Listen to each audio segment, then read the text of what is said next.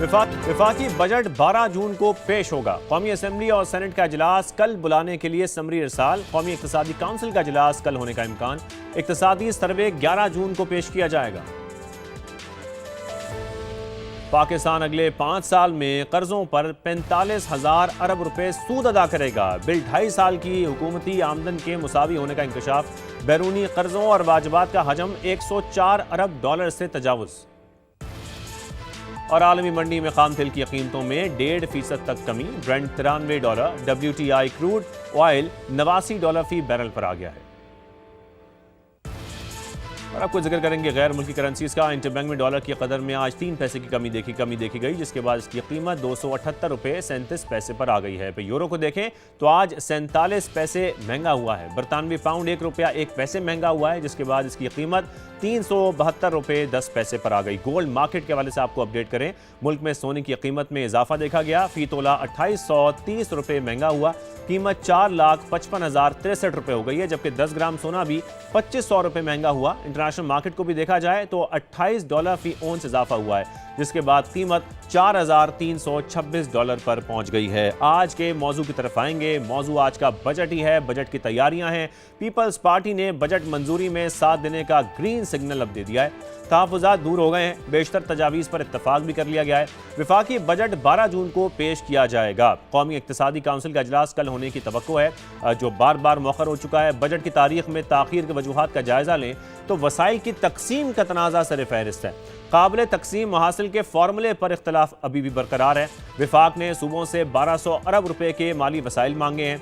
सूबों ने अपना हिस्सा छोड़ने से इनकार कर दिया। विफाक सूबों से हासिल होने वाली इजाफी रकम दिफा, कौमी सलामती और रिलीफ पर खर्च करने का ख्वाह है।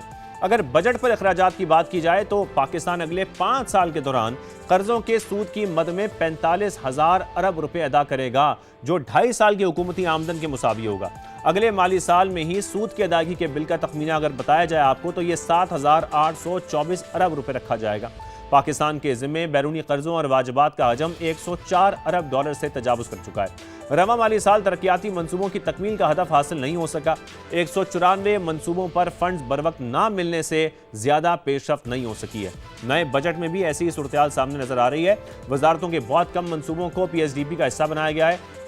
आज इसी मामले पर बात करने के लिए माहिर इक्तिसादियात डॉक्टर फ़ारूक सलीम साहब हमारे साथ मौजूद हैं। Lahore chamber of commerce and industries के सदर फ़हीम रहमान सहगल साहब भी हमारी डिस्कशन का हिस्सा होंगे। फ़ारूक साहब, पहले मैं आपकी जानिब आऊँगा। बहुत शुक्रिया हमें ज्वाइन करने के लिए। फ़ारूक साहब, हम देख रहे हैं कि जो बजट की तारीख है, अगर इसकी सबसे पहले बात की जाए, इसमें बार बार हमने देखा कि वसाइल की तकसीम के तनाज़े को करार दिया जा रहा है कि इस वजह से ये हम देख रहे थे कि आगे जारी मुसलसल विफाक ने 1200 अरब रुपए के माली वसाइल मांगे और जो सूबे हैं उन्होंने अपना हिस्सा इसमें से देने से साफ इनकार कर दिया। ऐसी वजूहत तो हमारे सामने आई हैं। क्या ये सब मामला एक बार फिर हम यही कहेंगे कि जो NFC फार्मूला है उसी की तरफ जाएगा? और अगर ऐसा होता है तो फिर जो विफाक फिस्कल स्पेस निकालने की बात करता है वो फिर किस तरीके से निकाली जाएगी? ये एक माशी सवाल है जो आपने उठाया और एक सियासी नौइयत का है। देखिए, सियासी नौइयत तो मुझे इसमें इसलिए नज़र आती है कि हर साल जब भी बजट आता है तो जो सियासी जमातें हैं वो बजट के हक में वोट डालने से कबल अपनी अपनी शराइत और अपनी अपनी जो चीज़ें हैं वो सामने ले आते हैं। और फिर आप सोचिए कि एक वो लेन देन का और बार्गेनिंग का मामला जो है वो शुरू हो जाता है। देखिए, 3 वसाइल, जो 3 बड़े सवालात हैं माशी एतबार से। वो पहला सवाल तो ये है कि BISP जो बेनज़ीर इनकम सपोर्ट प्रोग्राम है, उसमें विफाक तकरीबन 850 अरब रुपया सालाना मुख्तस करता है। अब उसके जो बेनिफिशरीज हैं जो उससे फ़ायदा उठा रहे हैं वो इस्लामाबाद के जो रहने वाले हैं वो तकरीबन समझिए कि 1% से ज़्यादा नहीं है।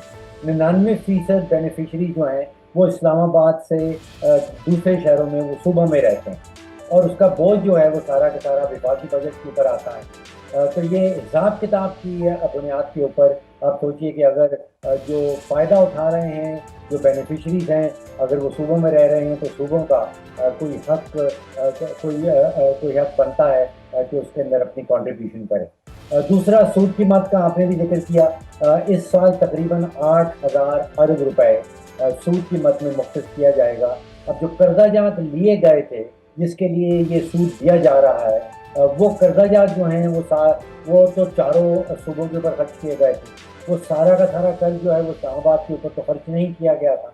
अब उसकी सूद सर्विसिंग जो कहलाती है, उसका सारा बोझ जो है वो वफाकी बजट पे डाल दिया जाता है।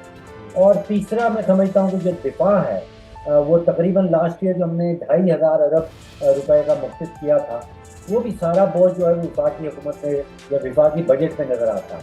अब पाक फौज जो दिफा करती है वो सिर्फ इस्लामाबाद का तो नहीं करती है, वो तो पूरे पाकिस्तान का दिफा करती है। तो ये तो इससे तीन आइटम जो हैं सूबों को कंट्रीब्यूट वो करना चाहिए आपको। खास माशी एंगल से देखा जाए, अगर सियासत से बालातर होते तो इनमें जो कंट्रीब्यूशन है वो चारों सूबों से आनी चाहिए।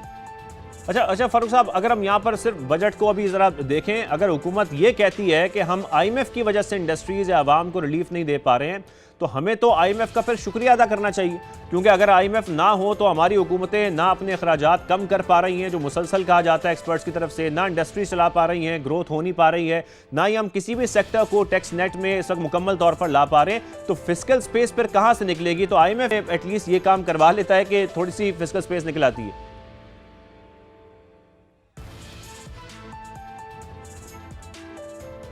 फ़हीम साहब की तरफ मैं आता हूँ। फ़ारूक साहब भी हमारे साथ लाइन पर मौजूद हैं, उनसे भी बात करेंगे।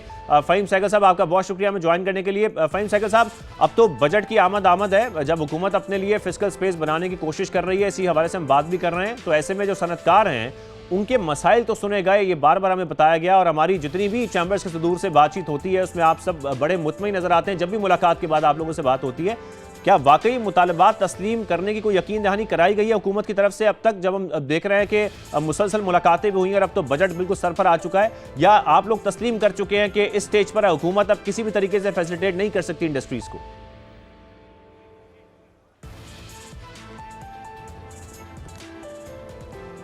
बिस्मिल्लाहिर्रहमानिर्रहीम। जी फ़हीम साहब। जी आवाज़ आ रही है? जी हेलो। जी। जी मैं ये कहना चाह रहा था, बिस्मिल्लाहिर्रहमानिर्रहीम।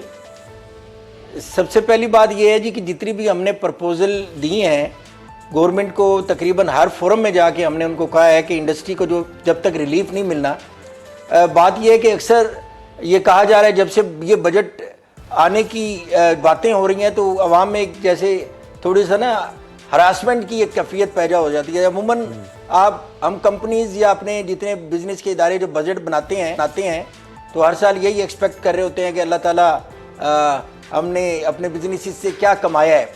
लेकिन बड़ी हैरत की बात है, अपने जब पाकिस्तान मुल्क का बजट बनाते हैं तो हम आवाम भी सोचते हैं कि कितने खसारे का बजट बनने जा रहा है, तो रिलीफ मिलना है नहीं मिलना, तो एक थोड़ी सी ना टेंशन वाला माहौल बना होता है। तो मैं ये समझता हूँ कि गवर्नमेंट को रिलीफ देना चाहिए, और जो है ना ये बिजनेस फ्रेंडली बजट होना चाहिए।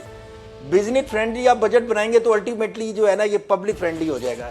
लोग कहते हैं ना ये आवाम दोस्त तो आप बजट कह रहे कैसे हैं बनेगा? होना चाहिए, ये तो आप कह रहे हैं होना चाहिए, लेकिन जो मुलाकातें हुई हैं वज़ीर आज़म के साथ या हुकूमती नुमाइंदगान के साथ, उसमें फिर किसी किस्म के जो मुतालबात आपने सामने रखे हैं, कोई किसी किस्म की यकीन दहानी कराई गई है? अब तो ज़ाहिर बजट तकरीबन तैयार हो चुका है, अब मुसलसल अब हम ये कह रहे हैं कि बजट आने वाला है और कल सेशन भी बुला लिया गया है, तो आप लोगों को कोई उम्मीद है कि इस बार किसी किस्म की फैसिलिटेशन इस बजट के बाद आप लोगों को मिलेगी?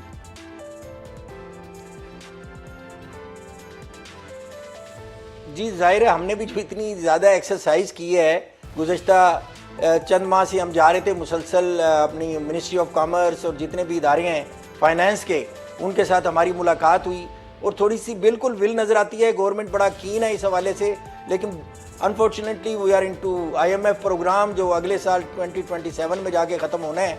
तो मैं ये समझता हूँ कि बहुत सारी ऐसी प्रपोजल जो हमने दी हैं कॉस्ट ऑफ डूइंग बिजनेस के हवाले से, ईज ऑफ डूइंग बिजनेस के हवाले से, और हमने ये भी कहा है कि ये जो दूसरा फेज़ है FTA का चाइना के साथ, इसको रिव्यू करें। देखें कोई भी अब आप एग्रीमेंट किसी दूसरे मुल्क के साथ करते हैं तो पहले अपने मुल्क की मफाद को उसको तहफ़्फ़ुज़ दे के अपने मुल्क की जो लोकल इंडस्ट्री है इसको तहफ़्फ़ुज़ दें।